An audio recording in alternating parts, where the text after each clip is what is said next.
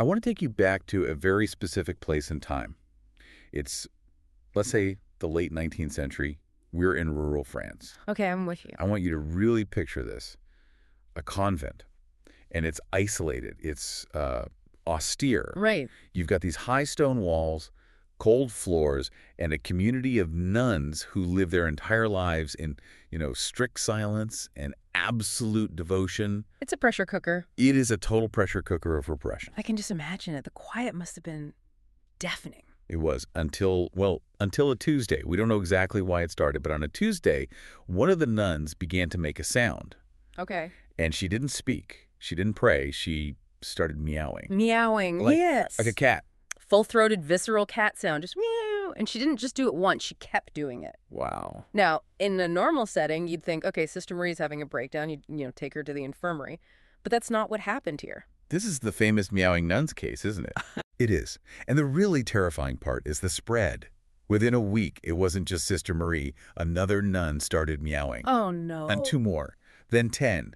And eventually you had this surreal, almost nightmarish reality where every afternoon, at a specific time, the entire convent, we're talking dozens of women, would gather together and meow like a clouder of cats for hours on end. Just imagine the sound of that, echoing off those stone walls. That's horrifying. It was so loud and so disturbing that the surrounding village began to panic.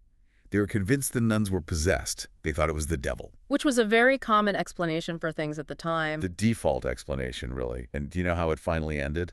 It wasn't through prayer, was it? No. The local government had to call in a company of soldiers. They marched up to the convent gates, lined up with rods and whips, and told the nuns very clearly, if you do not stop meowing right now, we are coming in there and we are going to beat you until you stop. Silence. Just like that? Instant silence. The meowing stopped effectively immediately. And that right there, that tells us everything we need to know about the nature of the problem, doesn't it? How so? Well, you can't beat a virus out of someone. You can't threaten a bacteria with a rod. Exactly. If they all had the flu, the threat of violence wouldn't stop the fever, would it? But this stopped. That story, it just perfectly captures the absolute strangeness of what we're diving into today. Because when you hear meowing nuns, it sounds like a joke. It sounds like a Monty Python sketch. But it was not a joke. No. For those women, the compulsion was real, the distress was real. And this is just one example of a phenomenon that has, well, it's shadowed humanity for as long as we've been social creatures. Today we are talking about mass psychogenic illness. Or, as it was historically known, mass hysteria. Right, and we should probably put a pin in that word, hysteria. Yes, we're going to be careful with that word today, for reasons we'll definitely get into. But the mission of this deep dive is to really look at these plagues of the mind. We're trying to understand how a group of people, rational, normal people, can suddenly develop rashes, seizures, fainting spells, or even hallucinations with absolutely no biological cause. And we've got a massive stack of research here to get through. We've pulled papers from the British Journal of Psychiatry, reports from the Tennessee Department of Health, historical chronicles from the Middle Ages, and even case studies on Pokémon. Oh, yes. Pokémon plays a surprisingly huge role in the modern understanding of all this. So if you're listening to this and thinking, oh, I'm too smart for that, I wouldn't start meowing just because my neighbor did, maybe don't be so sure. That's the scary part, isn't it? The research suggests that under the right conditions, the right stress, the right environment, our human hardware is it's wired to malfunction in sync. Let's start by grounding this then, because mass psychogenic illness, or MPI, that sounds very clinical, very formal, but in the media, this is almost always treated as a mystery. You see the headlines, mystery illness strikes high school, or diplomats sick with unknown syndrome. It sells papers. Mystery is much scarier, much more compelling than the truth. And it's all in their heads is a really unsatisfying answer for a lot of people. It sounds dismissive. It does. But scientifically, do we have a concrete definition of what this is? Or is it just a kind of bucket where doctors throw things they can't figure out? But we don't know folder. Exactly. No, we do have a definition. It's not just a guess.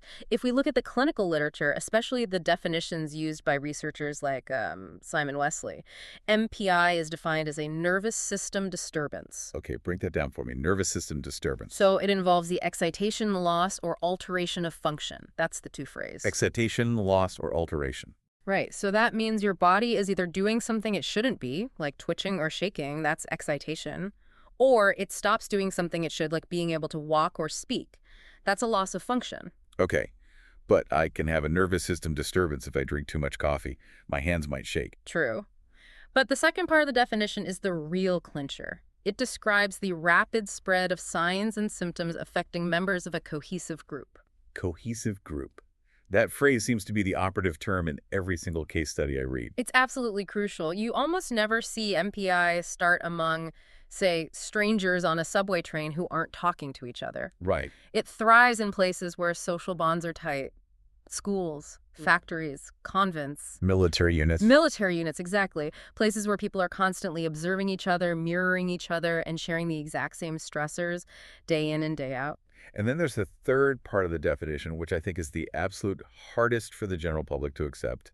It's that the symptoms are exhibited unconsciously. Yes. And if we get nothing else across today, this has to be it. We have to make this crystal clear. These people are not faking it. Okay, but let me play devil's advocate for a second. Mm-hmm. If I'm a teenager and I have a big math test I didn't study for, and I see my friend fainting, maybe I just decide fainting sounds like a good idea too. Get out of the test. And that definitely happens. That's called malingering. But that is a conscious decision to deceive for some kind of gain. Okay. MPI is different. In an MPI case, the person genuinely believes they are sick, they feel the nausea, their blood pressure might actually drop. If you hook them up to an EEG or an EKG, you would see their physiology reacting to a threat. The threat is just internal, not external. So it's the difference between pretending to be asleep and actually being in a coma. That's a perfect analogy, and the symptoms can be incredibly graphic and varied. I want to pull up the data from Timothy F. Jones. He was with the Tennessee Department of Health, and he did this really comprehensive review of outbreaks between 1980 and 1990. This is the study that looked at thousands of cases to try and find the common threads, right? Exactly. And when you look at the symptom profile that emerged, it's just fascinating. What do you think was the number one symptom? Fainting? Good guess, but no, it was headache. 67% of cases reported a headache. Which, okay, that makes sense. Stress causes tension headaches. That's a very direct biological link. Absolutely. But then look further down the list. Dizziness or lightheadedness in 46%. Nausea, 41%. Abdominal cramps in 39%. Now, what do those sound like to you? Fight or flight. Classic fight or flight responses. If a lion walks into this room right now, your body dumps adrenaline, your digestion stops, which causes cramps, and all the blood rushes to your major muscle groups, which can make you feel dizzy. Your body is preparing for a threat that isn't actually there. But then you get the weird ones, the outliers on the list. The chattering of teeth. Yes. That one stood out to me. It was from the Blackburn School outbreak in England, an entire group of kids whose teeth were just chattering uncontrollably. Or the hyperventilation. Or the rashes. Okay, wait, the rashes are where I get stuck. I can understand feeling faint from stress. I can understand a headache. But how does your mind, your psychology, create a physical rash on your skin?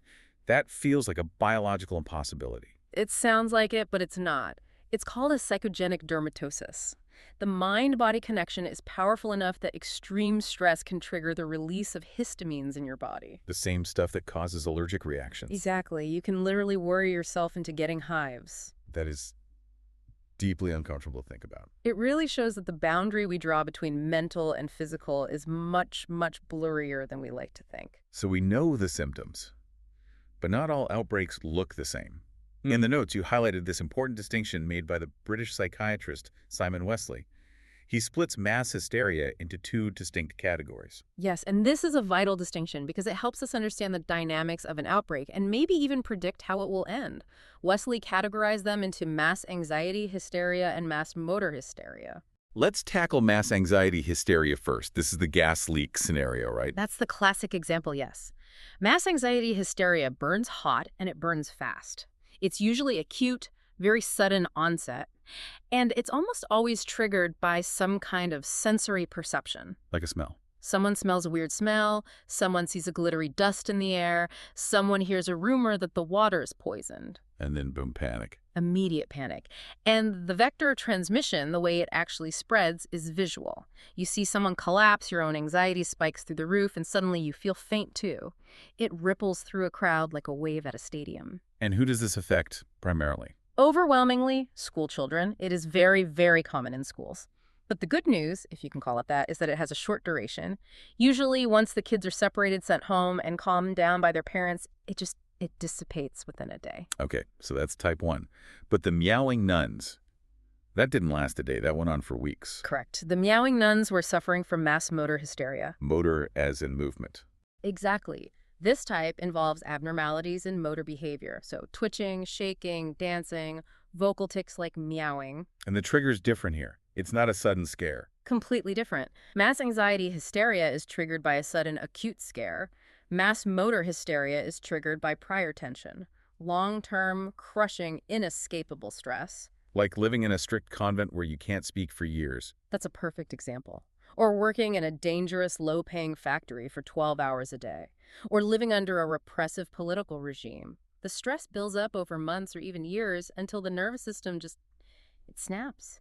And it finds a release valve in these strange, involuntary movements. And because the stress is chronic, the illness becomes chronic. That's it. These outbreaks spread gradually. It takes time to move from person to person, and they can last for weeks or even months. It's a slow-motion disaster. Speaking of slow-motion disasters, we have to go back to the Middle Ages. Because if you think meowing nuns are weird, the dancing manias of Europe are on a whole other level entirely. The dancing plagues, St. John's dance, Tarantism. This is the mass motor hysteria model pushed to its absolute horrifying extreme. Paint the picture for us. This happened between the 13th and 17th centuries, all across Europe. Imagine a village square in medieval Germany or Italy. Suddenly, a group of people starts dancing. But it's not joyful dancing. This isn't a festival. The accounts describe it as manic, uncontrollable. It was compulsive. People were screaming. Some accounts say they were foaming at the mouth. They would make obscene gestures. They'd rip their clothes off, and they just would not stop. For how long? They would dance for days, sometimes weeks, ignoring hunger, ignoring thirst, ignoring their own bleeding feet, until they literally dropped dead from exhaustion, dehydration, or heart failure. That is absolutely terrifying. And it wasn't just 10 and 20 people. No. In some of the larger cases, like the outbreak in Aachen in 1374, it involved thousands of people. The mania spread from town to town like a real plague. Now, at the time, they didn't have the term psychogenic illness. What was their explanation for what was happening? Well, the church's go-to explanation was, of course, demons, possession. Obviously. Right. But in Italy, specifically for the phenomenon called Tarantism, the folklore was that everyone had been bitten by a tarantula spider. A spider bite caused them to dance? The belief was that the venom was deadly and would kill you unless you danced it out. The frantic, nonstop movement was seen as the only cure, so if you felt even a little bit sick or if you just feared you had been bitten, you would start dancing to save your own life. And seeing everyone else dancing just reinforces the belief that the spiders must be everywhere. It's a perfect feedback loop of terror. But when we look back with a modern lens, we see the context. These outbreaks almost always followed periods of extreme, unimaginable misery. The Black Death had just swept through. There were famines, floods. And prior tension. The ultimate prior tension. You had a population that was deeply traumatized, starving, and terrified of hellfire. The dancing mania was, in a way, a mass dissociation. It was a way for the collective mind to just check out of a reality that was too painful to endure. It's fascinating that in the Middle Ages, the script for the illness was dancing. In the convent, it was meowing. It really seems like the culture dictates the specific symptoms. That is such a profound point. It's called the symptom pool. Every culture, every era, has a sort of subconscious list of acceptable ways to go crazy or express extreme distress. So in the Middle Ages, the script was possession or dancing mania. Exactly. But then, as we moved into the 20th century, as we became more industrial and scientific, the script changed. Let's move to that industrial era then. We leave the villages and enter the factories. But the dynamic, as you said, remains the same. The environment changes, but the human brain stays the same. There's a fascinating series of outbreaks that were documented in Singapore between 1973 and 1978. This is covered in those papers by W.H. Foon from the Ministry of Labor. Yeah, it's the one. Singapore was going through this period of rapid industrialization. You had thousands of young women, mostly from rural Malay communities, moving into these high-pressure, loud, regimented electronics factories. The massive culture shock for them. Huge. And the outbreaks really reflected that clash. The symptoms were things like hysterical seizures, screaming, and sometimes violence. But the explanation given by the workers themselves wasn't, "I'm stressed." It was spirits. They claimed to be possessed by jinn or ghosts From the land the factory was built on. Yes. They would point to a specific corner of the factory and scream that they saw a black figure or a spirit, and then they would collapse into a trance. And the management's response to this is a masterclass in what not to do. It really is. I mean, logic would dictate you try to calm everyone down, you get the person medical attention. But the factory managers, maybe trying to be culturally respectful or maybe just desperate to get production back up, they called in BOMOs. Medicine men. They brought in medicine men to perform ritual exorcisms right there on the factory floor. They sacrificed goats in the parking lot. They sprinkled holy water on the assembly lines. Which, it sounds like it should help. If the workers believe in spirits, shouldn't an exorcism be the perfect placebo to cure them? You would think so. It's a logical assumption. But in many of these cases, it backfired spectacularly. Why? Because by bringing in the BOMO to fight the spirit, management was officially confirming, yes, there is a spirit, the threat is real. They validated the delusion. They took a psychological problem and gave it a supernatural stamp of approval. It just ramped up the fear. Workers would think, oh my God, even the boss thinks there's a ghost here. The outbreaks often got worse or reoccurred almost immediately after. That is a critical lesson for any kind of crisis management. Sometimes validation can be dangerous. It is. And that leads us perfectly into one of the most studied cases in American history, a case where the validation didn't come from a medicine man, but from the media and the medical establishment itself. You're talking about the June bug. I am. The June bug epidemic of 1962. This is the textbook case. If you study sociology or public health, you study this. So let's set the scene for the June bug, because the details here are so important to understand how strain works. It's June of 1962. Where are we? We are in a dressmaking factory in the southern United States. And what's the environment like in there? It's intense. It's the peak season, so the production quota is through the roof. The managers are pushing everyone for overtime. It's physically hot. This is before universal air conditioning. The noise of the sewing machines is constant. It is a loud, sweaty, high-pressure environment. And crucially, the workforce is socially very tight-knit. Yes, it's mostly women, many of whom know each other from their communities, their churches. They're not strangers. So the fuse is lit, the environment is primed. What was the spark? A rumor.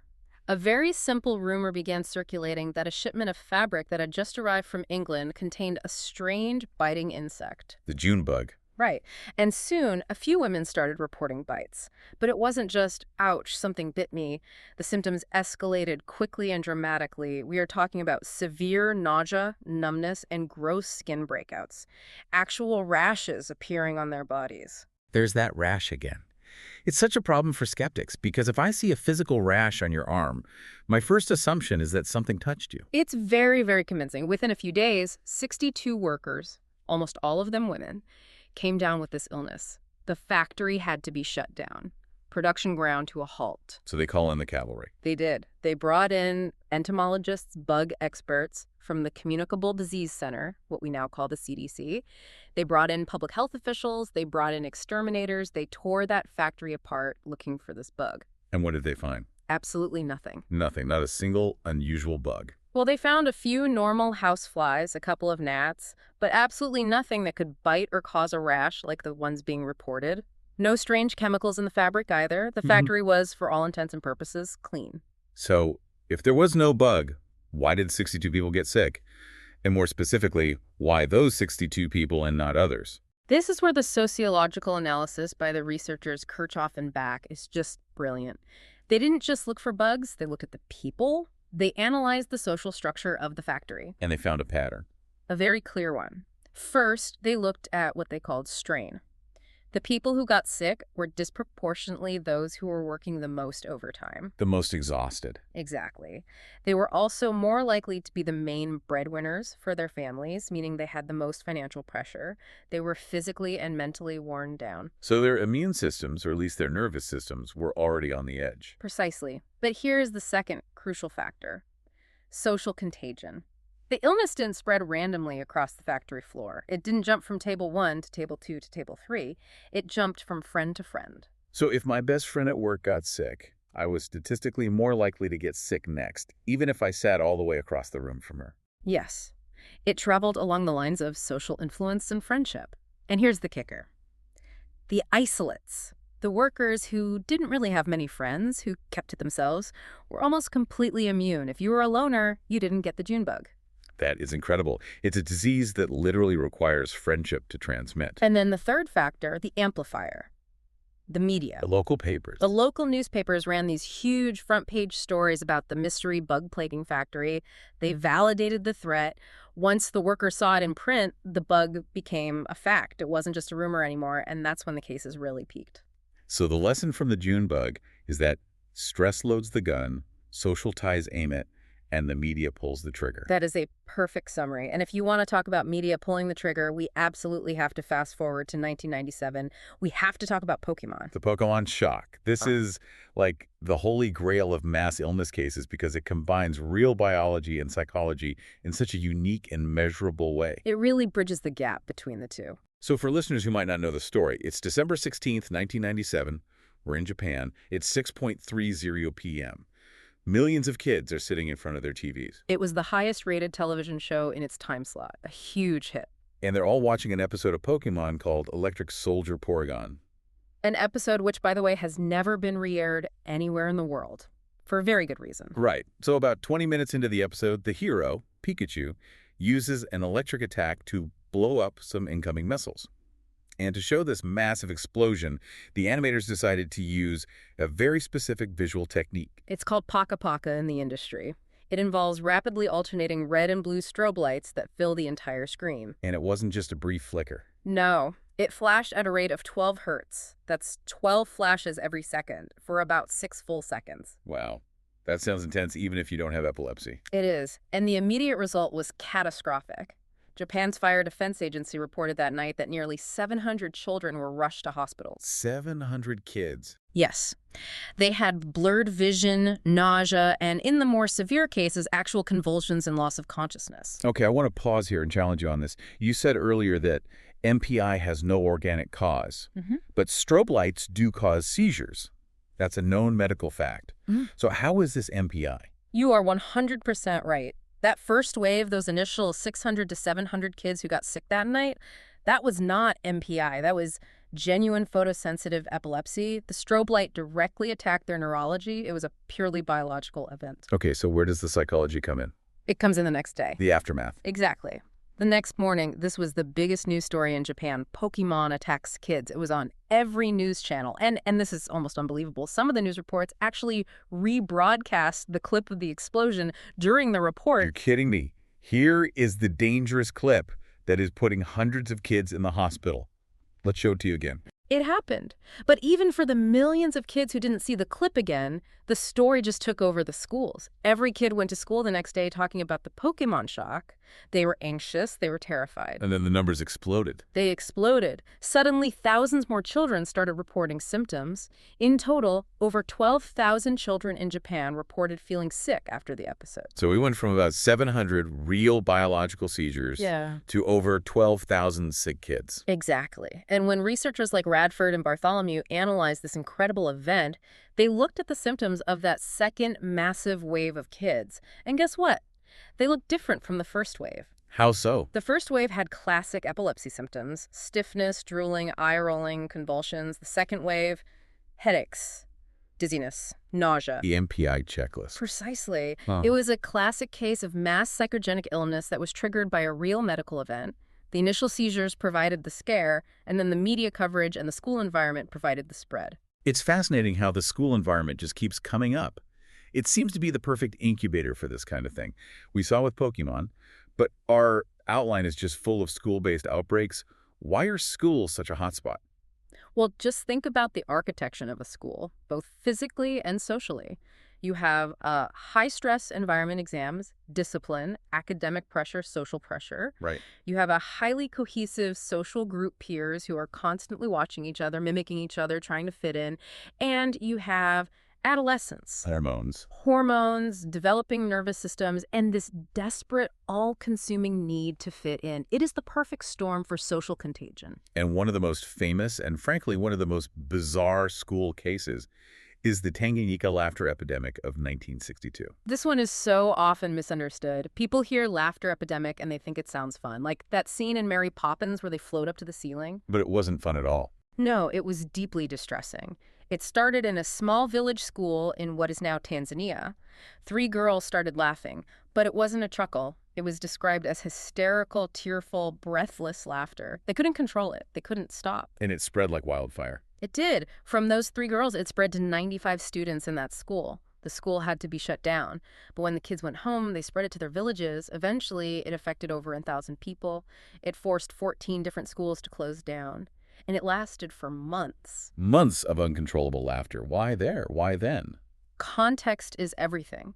Tanganyika, as it was called, had just gained independence from Britain in 1961. There was this massive cultural shift happening, and these children were being pushed into a new, rigid, Western-style educational system that was very strict and completely alien to their traditional upbringing. So you have this huge clash of values creating an enormous internal tension. Exactly. The laughter was a release valve. It was a way for their bodies to rebel against the strictness and the pressure, but in a way that wasn't direct disobedience. They weren't yelling at the teacher, they were just laughing. It's so interesting you mentioned that clash between a traditional upbringing and new pressures. Yeah. Because that seems to be a recurring theme in these global outbreaks. We see this again and again in Malaysia, specifically in the state of Kelantan. Yes, Kelantan is a very religiously conservative area of Malaysia. And for decades, they've had these recurrent outbreaks in all girls' schools. What does it look like there? What are the symptoms? It's very dramatic. Girls start screaming. They claim to become incredibly strong, needing multiple people to hold them down. And they say they see a face of pure evil or supernatural figures from local folklore, like the Pontianak. The Pontianak is a kind of vampiric ghost, right? Correct. And again, look at how the authorities often respond. They will bring in religious leaders for mass prayer sessions. In some cases, they've actually cut down old trees around the school because they believe the trees are hiding spots for the spirits. Which, going right back to the Singapore factory example, just validates the fear. It confirms the supernatural explanation. It absolutely does. And experts like the sociologist Robert Bartholomew, who has studied this extensively, argue that as these schools have become more religiously strict, it creates a very constricted environment. Young women, in particular, are under immense scrutiny regarding their behavior, their dress, their piety. That pressure builds up and it explodes as possession. It's a way of acting out in a society where you aren't allowed to act out. If you just scream at your teacher, you get punished. But if you are possessed by a ghost and you scream, you get sympathy and attention. Exactly. It's a subconscious negotiation for power in a powerless situation. But sometimes the tension isn't religious, it's geopolitical. We have to talk about Kosovo in 1990. This was right before the breakup of Yugoslavia. An incredibly volatile and dangerous time. The ethnic tensions between the Serbs and the Albanians in that region were at a breaking point. And in March of 1990, a mystery illness struck. Yes. Thousands of ethnic Albanian adolescents, mostly in schools in the province of Kosovo, began collapsing. They reported dizziness, breathing issues, fainting. And immediately, the narrative about what was happening split right down ethnic lines. Completely. The Albanians were utterly convinced that they were being poisoned by the Serbs. They believed it was a literal chemical attack by the state. The Serbs, on the other hand, claimed the Albanians were faking it, that it was all a big hoax, a performance to gain political sympathy from the West and make the Serbs look like monsters. So you have these two narratives, poison versus hoax. What was the truth? A federal commission was sent in to investigate. They ran all the tests. They found no toxins, no poisons. Their official conclusion was that it was a mass psychogenic illness, precipitated by the extreme cultural and political fear that these kids were living under. But try telling that to the parents of a sick child. You can't. In that climate, telling the Albanians, it's just stress, sounded like you were taking the side of the Serbs. It's incredibly difficult to tell a population you aren't being poisoned. You are just incredibly stressed when they have very valid reasons to be afraid of being poisoned. We saw an almost identical situation play out very recently in Iran in late 2022 and early 2023. Yes, and the context there was the massive woman life freedom protests. The regime was cracking down violently, and then suddenly thousands of schoolgirls across the country started falling ill, believing they were being poisoned by some kind of gas attack at their schools. And again, the fear was that the government was doing this deliberately to punish them for protesting or to scare them into staying home. It's a completely logical fear in that context, but the Iranian intelligence ministry eventually conducted an investigation. It was released in April 2023, and they stated that no toxic substances were found. They attributed the illnesses to a combination of exposure to non-toxic substances, mass hysteria, and malingering. It's just a tragedy because the fear is so real and so justified. If you believe you are being targeted by your own government, your body is going to react as if it's under attack. And that's why experts like Bartholomew argue so passionately that we should be careful about using the word hysteria. It carries so much baggage. It sounds so dismissive. There was that case in Kenya in 2023 that highlights this, right? Yes, at St. Teresa's Oregi Girls High School, over 100 students were hospitalized with uncontrollable shaking and involuntary movements in their legs. The official finding from the health ministry was stress due to upcoming exams. But if you tell a parent your daughter is hysterical, it sounds like you're insulting her. Exactly. It sounds like you're saying she's crazy or she's weak or she's making it up. But if you say she's suffering from mass psychogenic illness due to extreme academic pressure, it reframes it. It makes it a legitimate medical response to an identifiable environmental factor. It's more dignified and, frankly, it's just more accurate. That distinction is so important. We need to destigmatize the diagnosis so people can actually get treated. And the treatment usually means lowering the stress, not searching for a non-existent poison. Precisely. Now, if we connect this to the bigger picture of the modern world, it's not just schools anymore. It's national security. It's global terror. This is where the stakes get incredibly high and the confusion becomes even more widespread. Let's go back to 2001, after 9/11 and then the anthrax letters that were mailed in the U.S. The entire world was terrified of biowarfare. And the psychological impact of the anthrax attacks was so much greater than the biological impact. In the U.S. alone, there were over 2,300 false anthrax alarms. And people were actually getting sick from these false alarms, opening a letter with sugar in it. Yes. People developed real physical symptoms, nausea, dizziness, throat irritation, rashes, purely from the fear of being exposed to a biological agent.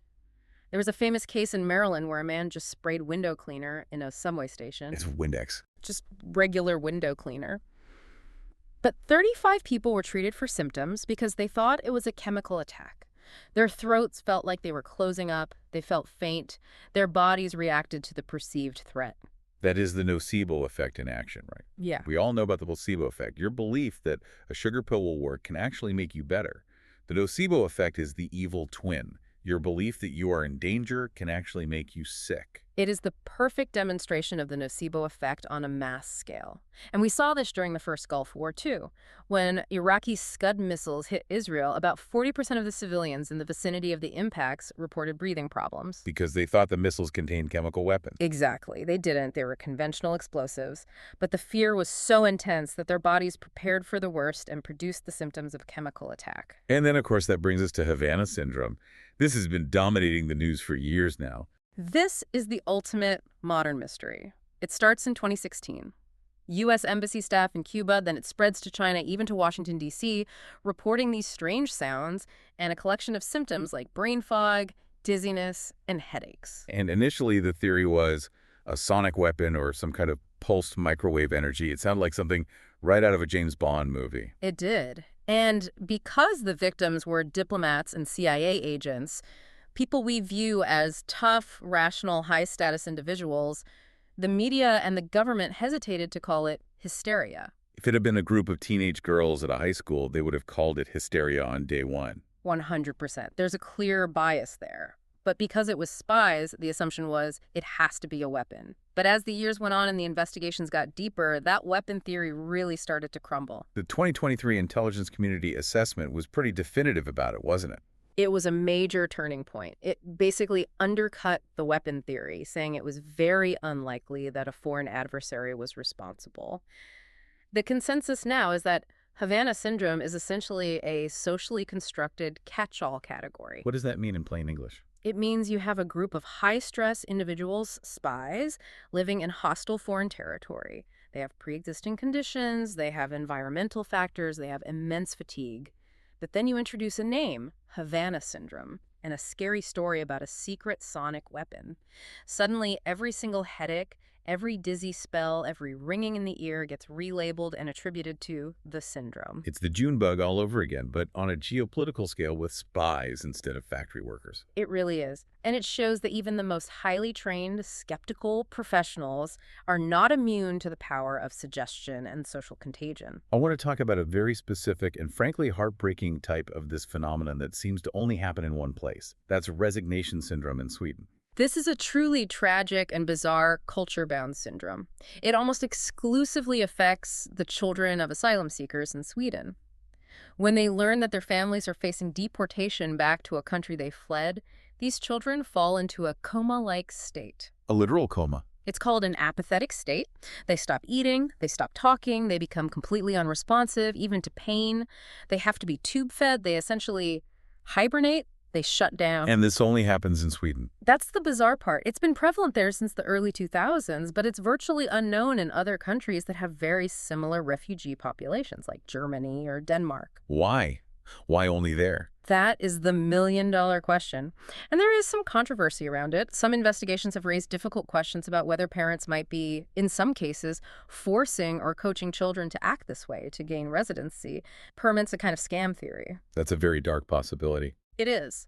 And some investigative journalists have critiqued the Swedish media for not looking into that angle enough, perhaps out of a fear of seeming anti-immigrant. But other experts argue that even if there is an element of coaching in some cases, the spread of the behavior among the youth has a genuine element of psychological contagion to it. Meaning the kids aren't just faking the coma. It's likely a complex mix. But for many of them, the hopelessness of their situation is absolutely real, and the symptom of falling into the state is a culturally learned way of shutting down. They see other kids do it, they hear about it in their community, so when the trauma of a deportation order hits them, their brain selects coma from the symptom pool as the appropriate response. It shows how the mind can just hit the off switch when it's faced with unbearable trauma, and how culture provides the script for how we hit that switch. In Sweden, for these kids, the script is fall into a coma. In the Middle Ages, the script was dance until you drop.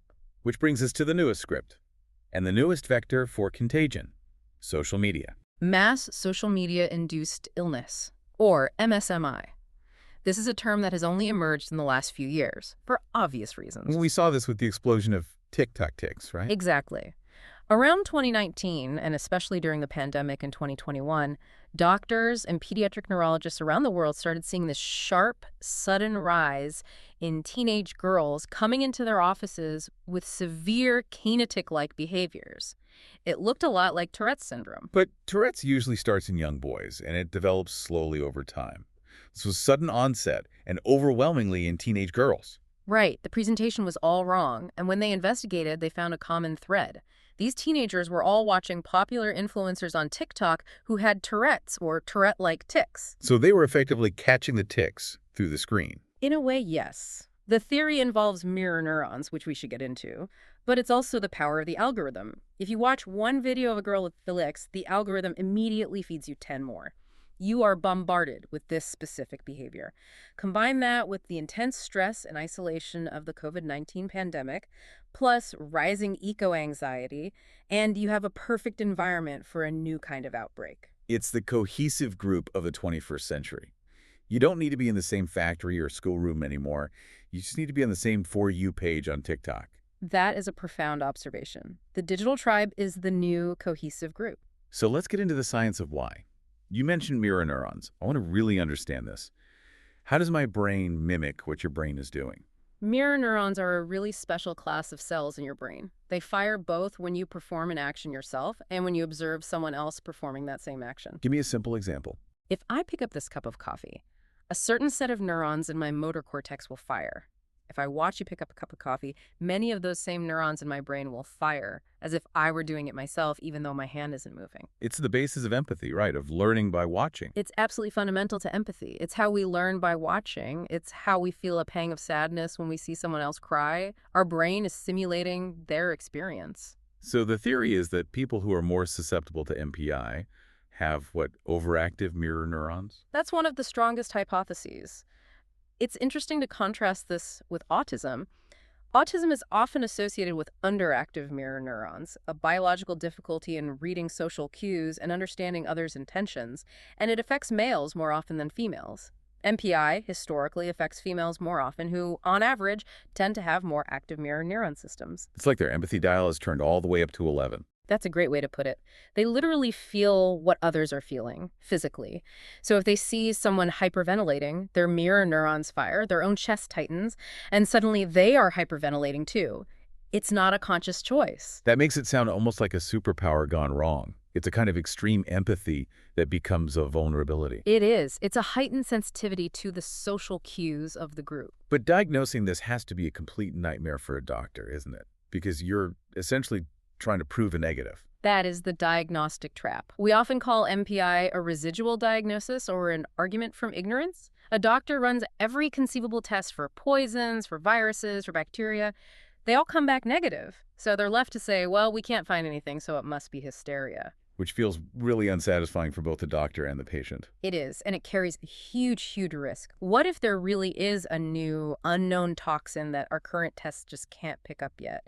There is always the fear of a false positive for MPI diagnosing hysteria when it's actually a subtle gas leak. But the reverse is true too, right? Yes, and this happens all the time. If you keep testing and testing for every chemical under the sun, you might find a false positive for a toxin. You might find a trace amount of mold in the air vents that isn't actually causing the problem, but everyone latches onto it. It's the mold. And then you spend millions of dollars removing the mold. But the illness continues because the underlying stress is still there. It's a terrifying tightrope walk for medical professionals. It really is. And at the end of the day, we just have to respect the incredible power of the nocebo effect.